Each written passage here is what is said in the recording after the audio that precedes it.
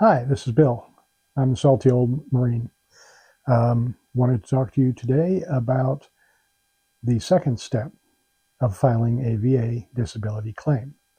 So in the last video, we talked about getting your records together to prove your in-service event. In order to get a VA disability, you must have an in-service event. The second step is a current diagnosis. So that's what we're going to talk about in this video. In order to get a VA disability rating for any disability that occurred while you were in the service, you must still be suffering the effects of that incident. So if you broke your leg in the service, that is an in-service event. In order to get a disability for that, it has to still be a problem. Disability is not given for something that happened to you in the military if it doesn't currently affect you. So, in order to get a VA disability for an in-service event, you must have a current diagnosis. Current diagnosis. What do we mean by that? Well, it means you're not a doctor. You cannot say, I have phlebitis. I don't know. I have migraines. I have sleep apnea. I have acid reflux.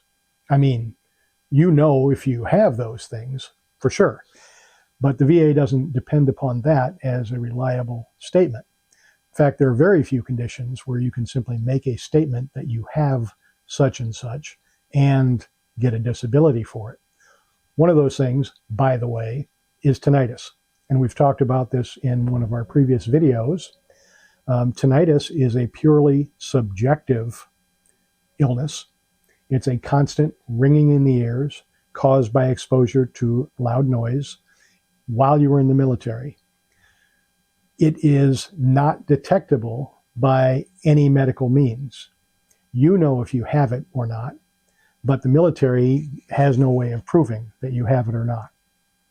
There's no test they can give you. There's no examination that says, yep, that person has tinnitus. So that relies upon your personal statement.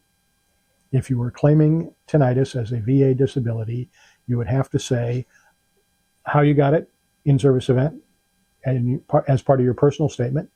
You would have to say you still have it. You would have to say how it affects your daily life.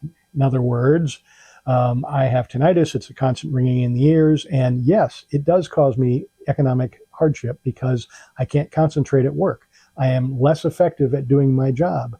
I tend not to listen to my spouse.